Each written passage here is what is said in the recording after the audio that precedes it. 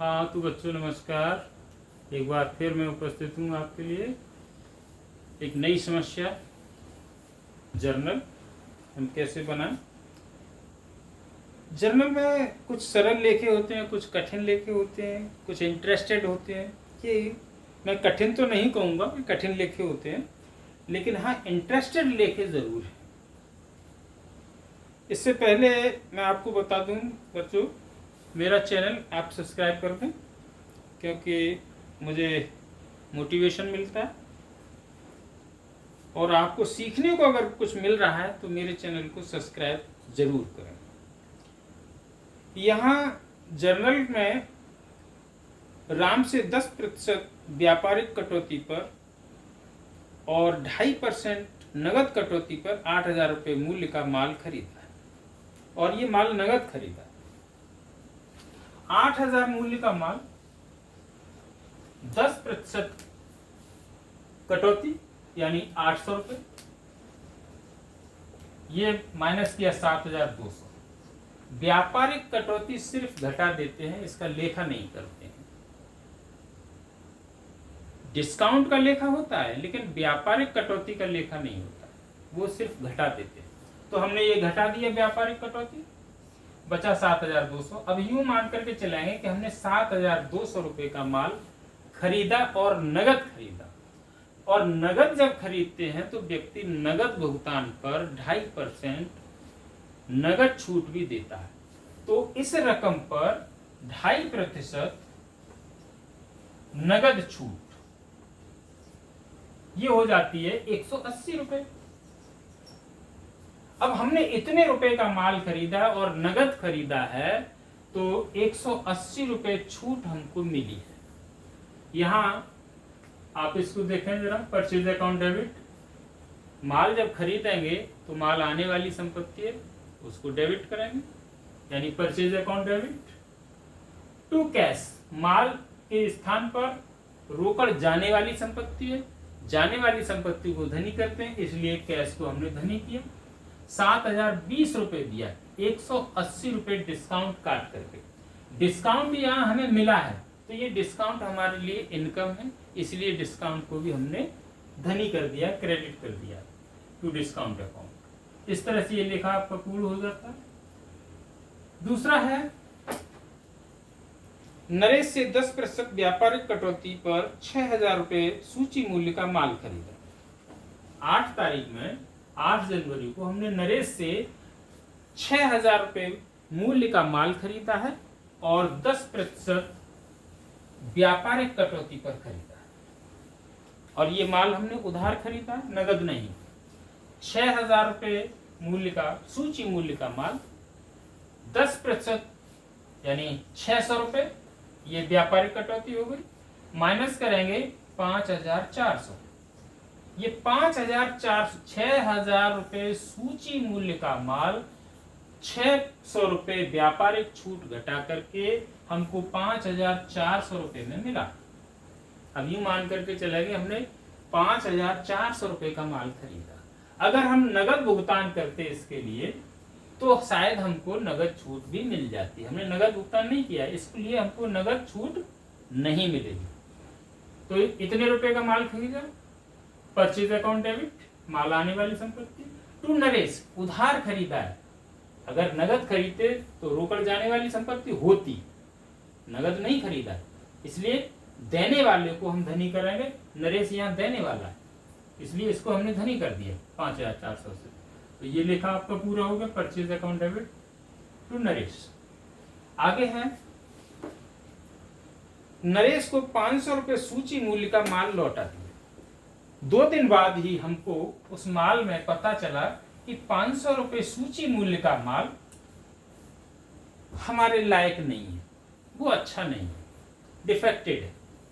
तो 500 रुपये सूची मूल्य का था और ये हमने 10% व्यापारिक कटौती पर खरीदा, तो इसका 10% 50 रुपये होता है, अर्थात 450 रुपये का खरीदा था। 500 रुपये सूची मूल्य का माल, 50 रुपये व्यापारिक कटौती घटा करके 450 रुपये में खरीदा था। तो हम जो ये सूची मूल्य, इसका इसको वापस कर रहे हैं तो रुपया ये लिखा जाएगा 450 रुपये, यानी 450 रुपये का माल हम वापस कर रहे हैं।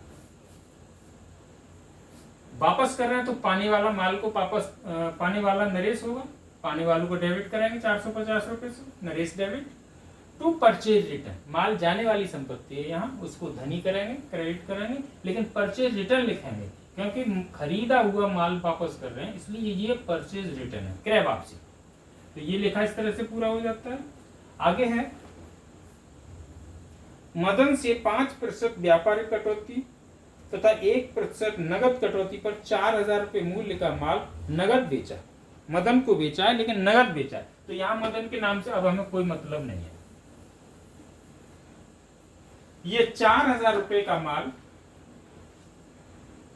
और 5% व्यापारिक कटौती, 4000 रुपये का माल, 5% व्यापारिक कटौती, इसका 5% हुआ 200 रुपये। ये व्यापारिक कटौती घटाई तो ये बचा 3800 रुपये का, यानी सूची मूल्य ये है और उसका वास्तविक मूल्य चुकाने वाला जो है वो ये है 3800 रुपये। 2% हम 5% व्यापारिक कटौती घटा करके इतने का बचा माल। इस पर इसको हम नगद खरीद रहे हैं, नगद बेच रहे हैं, इसको हम मदन को नगद बेचा है तो इसको हम नगद बेच रहे हैं, लेकिन मदन हमें नगद भुगतान दे रहा है तो हम उसको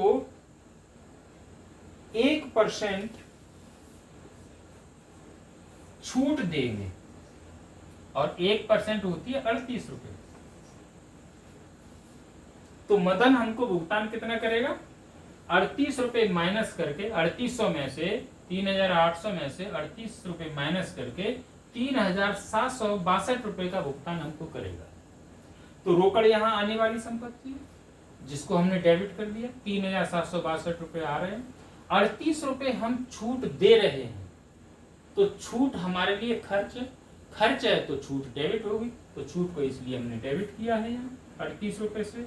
टू सेल्स, 3800 रुपये का माल हमने बेचा, 3800 रुपये का माल जाने वाली संपत्ति है इसलिए सेल्स डेबिट कर दी।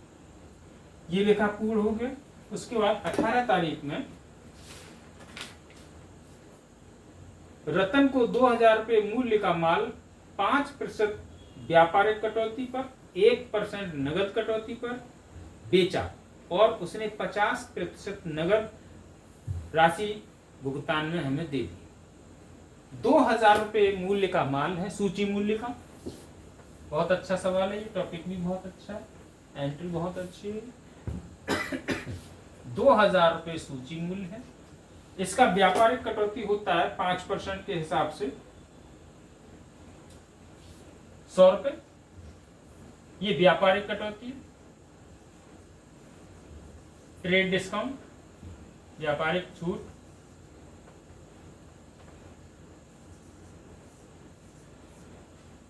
तो ये 1900 रुपये में हमको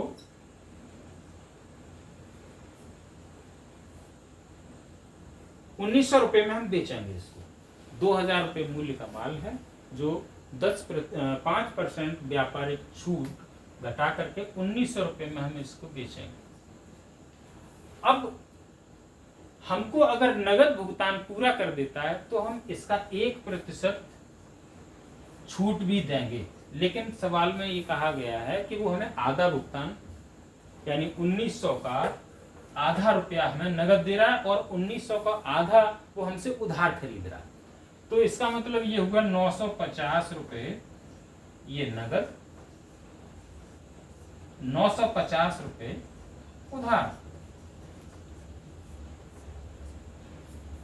950 रुपये का उधार, 950 रुपये का नगद, और नगद छूट हम केवल नगद पर ही देंगे। इसका मतलब 950 रुपये पर नगद छूट हम 1% जो निश्चित है 1% इस पर नगद छूट दी जाएगी। नकद छूट 950 रुपये, ये उधार रहा। चलिए इसको समझते हैं। जो उधार लिया है रतन ने, तो रतन यहाँ पानी वाला है 950 रुपये से, पानी वाला है तो 950 से उसको डेबिट करेंगे क्योंकि पानी वाला डेबिट होता है। आधा रुपया हमें वो नगद दे रहा है, तो आधा रुपया हम उससे नगद ले लेंगे। 950 की जगह 940 रुपये 50 पैसे लेते हैं, क्योंकि 950 का जो नगद है उसका 1% 9 रुपये 50 पैसे होता है।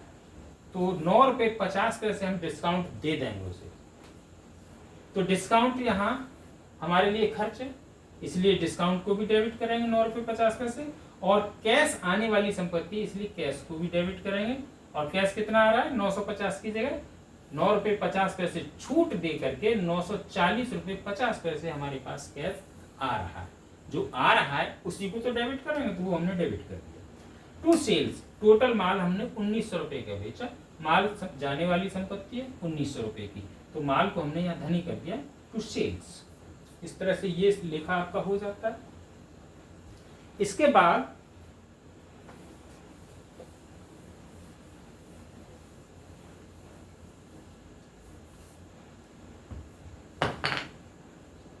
नरेश को पूर्ण भुगतान में 9400 रुपये दिए। अब देखिए, नरेश को 9400 रुपये हम दे रहे हैं पूर्ण भुगतान में। सवाल ये उठता है, क्या हमको नरेश को 4900 रुपये ही देने चाहिए थे क्या? नहीं, ऐसा नहीं। नरेश को 9500 रुपये मिलने चाहिए। हम नरेश को 4950 रुपये का भुगतान करेंगे। कैसे? नरेश से हमने माल खरीदा था 5400 का, ध्यान दीजिए, 5400 का माल खरीदा, 450 रुपए का माल वापस आ गया, तो बचा